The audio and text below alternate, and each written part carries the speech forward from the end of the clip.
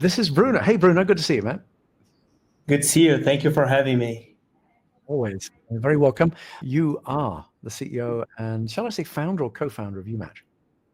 I'm the founder of Umatch. Okay, cool. I've got a few questions for you. I don't know your founding story. What's your founding story? How did you come to do this? What possessed you to start Umatch? Okay, so basically, I was always a very intense person in the sense of trying to create things, studying this kind of thing. So when I started to study engineering, I actually, in the middle of college, one day I was like, oh, I want to start creating a company. I think this is the moment. Like, I don't want just to keep studying here. So basically, I started to pursuing some possible theses for me, Mm-hmm. and was when I was in my third year in college. This was when I came to realize that some people on Facebook were asking for a college dating app. I'm from Brazil, right? So what I'm telling you is happening in Brazil, in the University of São Paulo, which is like the Harvard of Brazil, basically. So we have a lot of people, and it's a very famous university in Latin America. So basically, I had a lot of people to start this network. And when I saw this, I was like, oh, why not? I want to create a company. And this company I actually have access to because I started two college groups. And because I started these groups, and I learned how to market them into the University of São Paulo. So I was into like 47 college groups, Facebook college groups. So this is where it all started. So I was like, okay, let me see if it makes sense to start Umatch. I started to speak with other college students, friends of mine. I started to interview some women in college. And it was very clear that they didn't identify with Tinder as it was when Tinder started. Like Mm-hmm. Tinder, at when Umatch started, which was like around 3 to 4 years ago, like Tinder was not the same Tinder as more than 10 years ago. So college women felt very insecure and didn't want to use this app. But when I told them about like a dating app for college students, they started to tell me, oh, this one I'll maybe use. This maybe makes sense. So then I started doing a pre-registration. And I don't know if you want to take this for No, another, but I can keep going. no, the founding story, the seeding story is of particular interest. So I'd love to know how you seeded it. So it sounds like really you were like a one-person campus promotion. Tinder Yeah, on campus, right? I mean, they yeah, Tinder parties. So did you do any parties, or was it really through these groups that you got into? yeah. It was through the groups because when Umatch started, it was during the pandemic. So I couldn't like I actually see. use a lot of in-person events. So I actually had to rely on social groups on Facebook. So basically, I started using these groups, and then I got like 700 people pre-registered to Umatch. I didn't have the app, like just the next college experience, Umatch, and I was like posting and telling people, hey, this is the new social app for college students. Do you want to join? It's a dating app. And it was very positive. Like only a couple of guys from the physics groups, they were a little upset with me because I don't think they wanted me to like me promoting a dating app into the physics groups. They were like, oh, they banned me from the group. But outside of the physics groups, it had a very good, people were very receptive and they started to join. And then I started doing some partnerships with other groups on Facebook, so bigger groups. That at this point I was not alone anymore, so I had more people with me. I actually got some people from my course because I pursued computer engineering. I did computer engineering in the University of São Paulo, and then management engineering in Politecnico di Torino, which is an Italian university.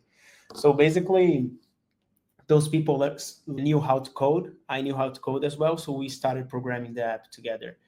And we programmed a system in which some people was going to help us to promote the app in other Facebook groups. Mm-hmm. So that there were some groups emerged during the pandemic. It was like some groups were saying, "Hey, this is me in pandemic," some things like that. Like it was very famous around college students in Brazil because of the pandemic. And then I used these groups, like 100,000 people in the group, and Mm-hmm. these people I was paying them when they got like an email in my pre-registration list.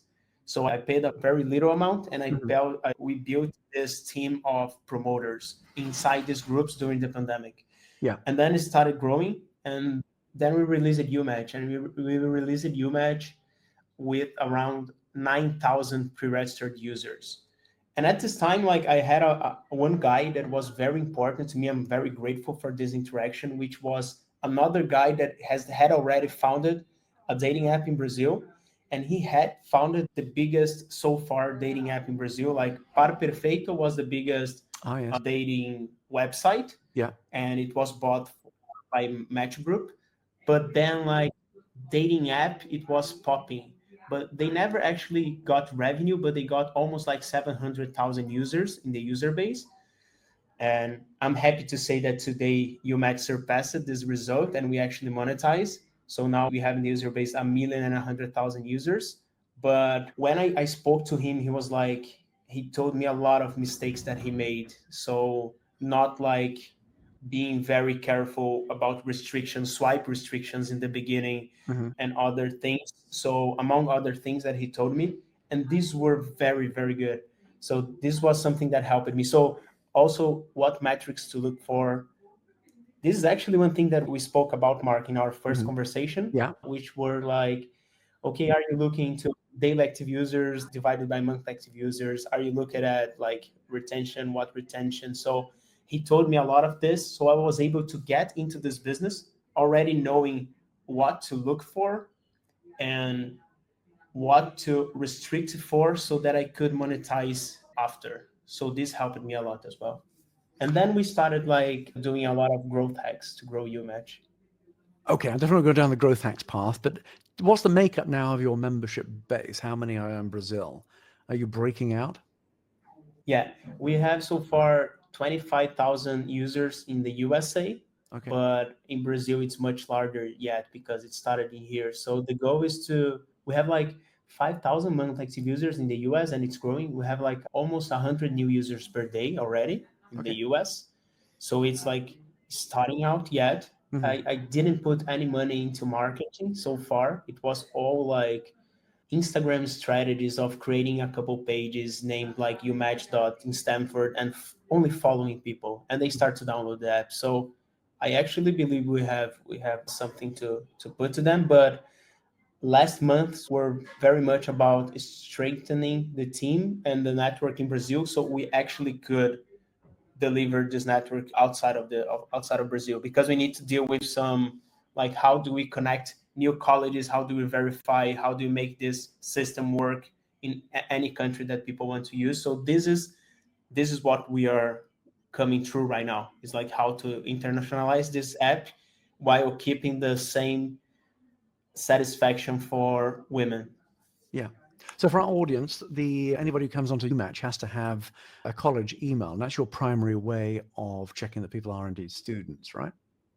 Yeah, college email or document, because like in the US this is much easier because almost all university has a .edu domain. But when we are speaking about Brazil or other countries, it's very heterogeneous. I don't know how to say this in English, but it's basically like it's not homogeneous. It's the opposite. Yeah. So it's basically we need to create a hybrid system. So we have documents and other verifications when people don't have the email domain. And this is what we made in Brazil. So probably UMatch right now in Brazil is the company with the largest college email base in the country. Yeah. Great. Who's your competitors? Is anyone In else Brazil, doing the same thing in terms of requiring .edu? Tinder U is trying to make something similar. So Tinder U is a feature inside of the Tinder network. Yeah. So basically, they introduce. I think you know about this. So, but for everybody here, Tinder U is a feature inside of Tinder, and they ask the user to verify the email domain so they can get a verified tag saying you are a college student. What we discovered about this is that, and this is why we are still in business and we are going to expand this worldwide, is because when you try to create this badge inside of the network, Hmm. it's almost like you try to make a space for college students inside like a club that is not for college students. So you have a club full of people and everybody's here, and then you make like a place for college students.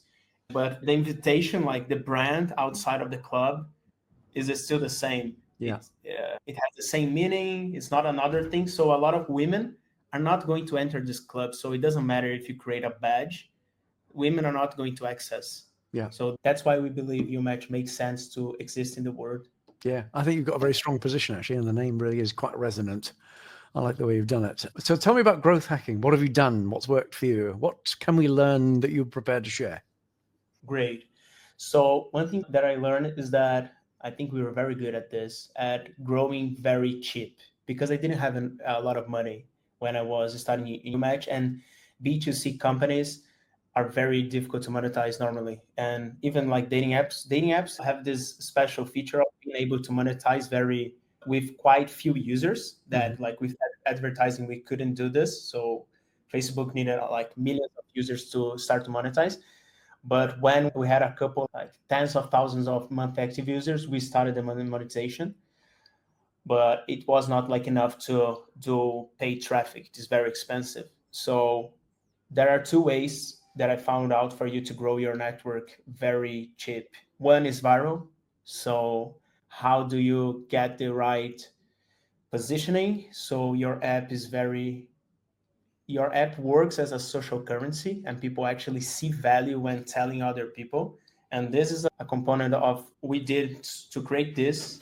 We did a lot of top-down marketing. So I did a lot of partnerships with college groups in Brazil, and they presented Umatch to college students. So it was like top-down, and then after the right people was there, Umatch like started to have this brand, and also people wanted to be in Umatch because it was invitation only. So this was a very good hack for us, and a lot of social apps use this. Like probably the biggest case for us was, so it was almost like we saw Clubhouse using invitation, and we were Yeah. like, yeah, let's try it out. And we tried, and it was overnight success in Umatch. We were getting like 100 new users per day, and then invitation 400 new users per day. That's like the same app, the same everything. So what exactly did you do? I'm not quite following. What did you learn from Clubhouse? From Clubhouse, I learned that if your app can create a sense of social values, it had a very strong like top-down marketing, because a lot of people that you wanted to be inside of Clubhouse, a lot of people that you admire started to be on Clubhouse, and then it was very difficult to get. Right. And we as humans have this tendency of, oh, if it's difficult to get, Yeah. I want this. It's easy. I want it less. Yeah. So it's just like human basic interaction, human basic dynamics. So this was very strong. So in I think Umatch, Orkut did that as well. Remember Orkut? ORKUT. So Friendster originated, and they used some of this, but then Google really went for it with Orkut, which actually resonated very well in Brazil as an early social network. yeah, Orkut, yes. That was in Brazil. It was very strong. They didn't have like invite only, right? It was just like an open network. I don't know. I thought it was. I mean, they certainly learned from that. It was interesting when they rolled out Gmail, and they made it by invite only, and I needed to know somebody in the network. Which, of course, if you wanted to, I call it the perception of exclusivity. I think you can generate that just by. It was a real shock to people back when Gmail was launched not to be able to just sign up and use it. It was quite shocking. I'm not sure the effect is as strong as it was back then, because now people know it as a marketing ploy. But there's so many more apps out there. Yes. But yeah, I call it the perception of exclusivity, which is manufactured essentially. There's no real exclusivity except that it's closed for a period of time, and you have to know somebody to get in. So that's what you've done. That is a great strategy. But this that you just said, it's very important, Mark, I believe, which is you need to do this in a way that it aligns with your positioning and it doesn't look fake. Yeah. Because if your app, like, it doesn't make sense for your app to be invitation only, it just looks like as a marketing strategy. Yes. But if it actually makes sense, and I think that was the case for Umatch, Yeah. because it's only for college students, so it already makes sense for you to position and, hey, only students can invite other students. That's why we are doing this. It just clicked, and it was very good. So this made, and also we got like, I used a trigger inside the app. So for people to use the CEO functionality, they had to bring one user at least. So I did this combination of both, but the invitation only sense was the strongest one. And then it was very good for us. So in a couple of colleges, we actually got viral doing this. So like there were like in one college, like one guy took like 40% of the college. He asked for us for an invitation, and Yeah. then he got everybody, Good and we God. actually like Super we connected. Great. we studied the viral tree. It was Yeah. very interesting to see like one person, two, three, four, and then everybody. Yeah, but that was not like the rule. So Yeah. basically, normally around 60%. This is something that is nice to tell you guys. Yeah. Around 60% of Umatch growth in the early days was from viral. So around Yeah. 50 to 60%. So this was a big component of this. Without this, I wouldn't have money because I raised like 2 million reais, which is around $400,000. Mhm. Okay. So it's a small amount of cash to do a 1 million users network. Mm. And then the second part was growth hacks. So the first one that I told you was viral, and the second one is relying on networks that already exist. Yeah. So this is the second component of it, of the strategy. So for me, it was okay. I have college groups, and then I did a lot of different dynamics that I tried. Like college groups would compete among each others to bring users. I would like put some advertisement in parties, but this was not the main one. The main one was people bringing users, and I would pay for every user that they bring, Mhm. every active user. So this would put my customer acquisition cost at a fixed amount, and this Mhm. was very important for me to. Mhm. So I didn't burn cash.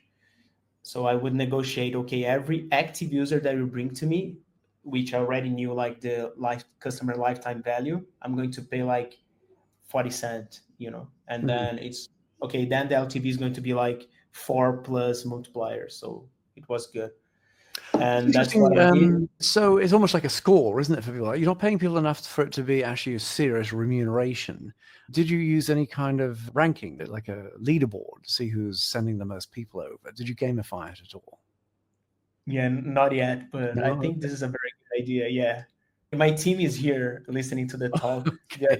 They're probably going to say to me next, like, hey, this idea that Mark gave is probably interesting. It's the This is a recognition that's more important than the actual remuneration, I think. I mean, people will do it because, and then they'll kind of switch off and keep doing it because it's like a score. So, how do you track it? How do you track that a particular person sent you a new user? okay. So a particular person sent me a new user, Mm. which is the partners Mm. or the user. You're evangelists. I mean, it's essentially an evangelist team, isn't it? You've got advocates and Yeah. evangelists, and that's kind of the root of your growth story. So, how do you track those referrals mechanically? How do you actually physically, know who to attribute a new user to? Yeah. So we did this at the beginning. You could only access Umatch use having an invitation. Yeah. So those Okay. partners would have invites, and Right. this was a very interesting strategy, I think, which was they got a link, and when Yeah. they click it on the link, they open a website with an amount of invites between 1 and 5 Yeah. always. Yeah. So people could like sense this feeling of, oh, it's just a little number of invitations. Yeah. Yeah, and that was it. So they were like sign up, and they got the invitation, and after getting the invitation, they had like 15 minutes to use the invitation because Mhm. they put their email. So okay, Ooh, this right. email just got your invitation for Umatch. Yeah. You have 15 minutes to using the app, and then you Great. get the download button and you download Umatch. So this is how we did it. And is that working in the USA for you? Yeah. The growth rate, I think for me, is slower than I want it to be, probably Mhm. because in the US, we didn't yet, the app in Brazil, it was open for Mhm. it's now like it's a hybrid. So it's invite first, it's not invite only. Yeah. So now we are thinking about like going back to invite only, mainly Yeah. because we are going to open to other countries. So Yeah. we want to implement the viral engine. And in the US, it started as an open app. So people can download and use the email and use Umatch. So the retention is great. So the product has the same fit as it has in Brazil, which Yeah. is the biggest signal that okay, it makes sense. We should like expand this network. So Yeah. right now it's much more about tweak the app so we can again as we did in Brazil, but much faster. And I hope with much more money coming soon. we would be able to accelerate the Umatch growth so we can enjoy this retention that can already see the light at the end of the tunnel.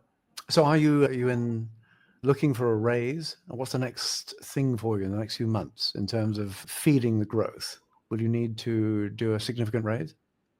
Yeah, I think as far as I have and I would love to hear your thoughts about this. As far as I have searched about, like almost all very successful dating apps, they got at least one like big or good round, like a C to Series A round. Normally, they like the dating industry is not much of a lot of rounds, so like A, B, C, D, E, F, like other industries. But normally they have a seed or Series A round that is like $2 to $5 million, like something like that. And this actually gives them the energy to create the network effect. And then after a tipping point, just as we reached it in Brazil, you can grow. But for me in Brazil, it took a longer time. I was in college as well. Like I was pursuing a double major, so it was very chaotic. And now I just graduated like in the middle of last year. So right now it's like full focus in Umatch, and we can do this much faster than we did in Brazil. I'm pretty confident. Great. Yeah. It takes a while to be an overnight success. So now you know the formula. That you've had the chance to practice in Brazil, and now you can take on the world. You've got statistically significant numbers to know what the magic black box that Umatch can do in Brazil. So if you can do it there, you should be able to do it in the USA. But it is a tougher market, and there's some cultural nuances. But I think that could be resonant. I mean, that 3 to 5 number, if you get a K factor over 1, you're off to the races. So keep an eye on it. And the perception of exclusivity is your friend. That's worked for you in Brazil. It should work. I don't see anything else in the USA besides, the real question is, are you monetizing in Brazil? I see you charging $150 to $180, at least on Google Android. Is that working for you? Is it monetizing all right? Yeah, we are actually profitable in Brazil, which is not a good thing because I need to reinvest everything, right? And we need to grow. Yeah. So the couple months we actually got a cup of profit, and I already reinvested it. But yeah, financials are good, and basically we are able to monetize almost as much as Tinder. Regarding like Tinder has a 13% conversion rate over like month active users to subscribers, and we are almost there. So the monetization is working good, and we are already monetizing in the USA as well. Like USA already, it's like 5% of my revenue because of the currency. Currency is so much stronger than like it's almost 5%. Yeah, dollars. Right. So yeah, so basically we are monetizing, but and also I'm speaking with Americans. This is something that I would recommend for everybody. So if you're the CEO of the company or if you work with the product, but I think you should like talk with the users. So this is something that always helped us. So I'm always like doing user interviews and actually speaking with them and getting to know them, understanding that their pain. And in the US, like just last week, I was speaking with a woman. She was like 18 and she just entered college. And she was a freshman, I don't know how it says in English, a freshman, I don't know, but it was a freshman. And she just told me, oh yeah, how matches did you get? And she was like, oh yeah, I got 3 matches. One guy is from my college, from NYU, and I asked her, yeah, are you thinking about using other dating apps? And she was like, no. And I was like very very intrigued because why not? Like you just got 3 matches, like go use Bumble, Tinder. They have a lot of users in the US. But she was like, no, I'm good because like this network makes sense. So this kind of thing exactly, is it's the floor that I try to ground me up, because sometimes when you're in the entrepreneurial journey, you're like, am I like delusional? Does this actually make sense? And this is a very strong learning for me, and I want to share with everybody here. Like, ground yourself in your customers, ground yourself in your client. This is very, very good. So this is what I try to do right now. Yeah. Feedback is the breakfast of champions, right? You should consume it as much as possible. Oh, this one is good. I like feedbacks too. So where will you be in January 2026? Where would you predict that you'll be in the beginning of the new year? Right now, we are among the top 5 dating apps in Brazil in terms of daily downloads. We lose to Bumble, Tinder, sometimes happen, but we are like toe to toe with Bumble. And Wow. I think we will be like, at least with outside of Brazil, I predict we will be like in more than 2 other countries, more than like just like Brazil and the US, because we are going to open, and probably some people in other countries are going to start using Umatch. I think this is a good prediction. And also at least like between 100 and 500,000 users outside of Brazil. Mm-hmm. Yeah, I think, yeah. Cool. Okay, great. Well, we've got it on camera now. We'll have to look back on this in January. Anything this audience can do for you? Is there anything we can help you with? I believe that right now, I'm trying to get to know a lot of investors in the industry that Mm. actually have a fit with trying to fight this loneliness thing during college. So, how to make college people connect and feel safe in the industry. And this is not like bullshit for me. I actually want investors that make sense to work with, because this is kind of a marriage, but without sex. So, it makes this much more difficult. So I actually I'm starting to know a lot of people right now, and get to know some people and seeing if they are fit to invest in Umatch. So if you guys that are listening know someone that you think are going to be a good match for me to work and to invest, and so we can build this in the next couple years, I would be very happy to connect. Great. Let's see what we can do. Thank You know about the investor spreadsheet, right? So we've got the investors spreadsheet where we've got 260 former investors in online dating.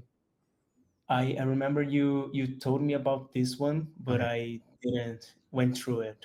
Okay. Like, and That could be useful. I mean, I think the trick is the recent investors have made their bets, but the ones that have made their bet some while ago have probably exited, and they might be looking for a new bet on the dating industry, especially something that's disruptive, which I think you have the potential of being. I think you have the potential of worrying Match. So yeah.